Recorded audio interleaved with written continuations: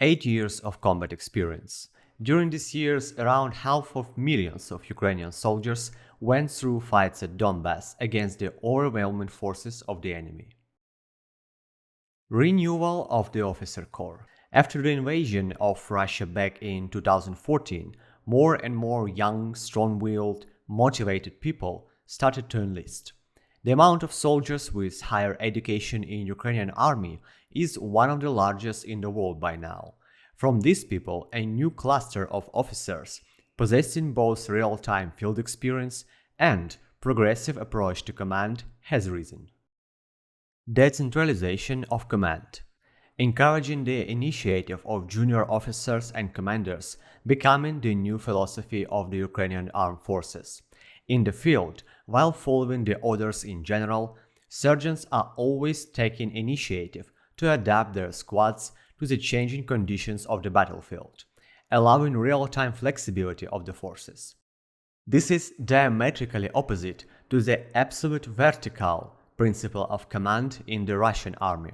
This was the main reason that allowed Ukrainian army to withstand the first, most massive strike of Russian forces at the beginning of this invasion, without any Western weapon supplies yet. Today, it is the major contributing factor of the Ukrainian victories and significantly lower personnel losses. Creation of Special Operation Forces. The goal of SFO are special high-risk military missions, psychological operations, reconnaissance, working with civilians, organization of a guerrilla warfare inside the occupied territories, etc. It is a practically existing James Bond and Kingsman services directly integrated into the army. Weapons of victory. Ukraine today takes the second place in the world by the amount of various anti-tank weapons, Javelin, NLAW, etc. Many other modern weapons are going through the best ever possible efficiency checkup straight at the battlefields here. Innovation of warfare. Lots of methods implemented by Ukraine in the war against the terrorist invader will become the new classics in the future conflicts. The multi-purpose usage of drones will reshape the weapons market. The defense of Mariupol is the modern battle of Thermopylae. The integration of social networks and chatbots is yet another example. Up to a quarter of all Russian tanks and APCs destroyed in this war were exposed and targeted thanks to intel of local Ukrainians who spotted the enemy columns inside or nearby their settlements and swiftly sent the GPS coordinates and photos to the security service chatbots, which then checking these coordinates with the help of the scouts or the drones once again, and then informs the armed forces of Ukraine about this information if it's confirmed. Gender equality.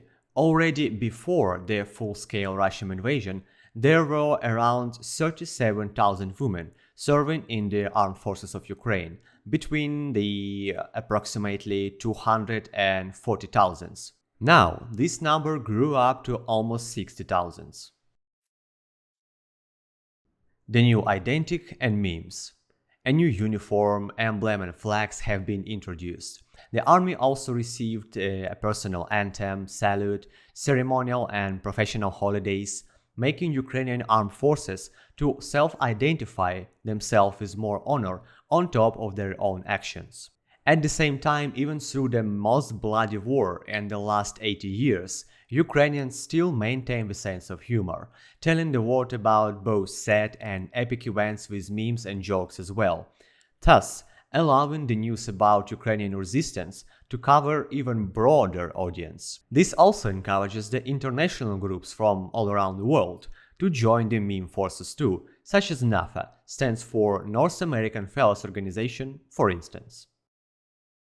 Volunteer support. Ukrainian army currently has the highest trust level of its nation in the world. The absolutely incredible self-organization for fundraising and gathering the items needed at the front lines is the Ukrainian phenomenon. As for today, 78% of Ukrainians are donating money to the Ukraine armed forces, and that's inside the country ravaged by war. motivation and strength of the People's Army is in truth. Ukrainians are waging a just war of liberation, defending their families and homes. As for February 24, the size of the army was around 250,000 people. Today, just 4 months later, already 1 million people are defending Ukraine, and around 500,000 of this number enlisted willingly. All this together makes Ukrainian armed forces not just a power that will repel any aggression, but an example to follow for the rest of the world. And for this, we are not scaring anyone nor lying to anyone. Ukraine lets its actions, indomitable will, and creativity speak for themselves.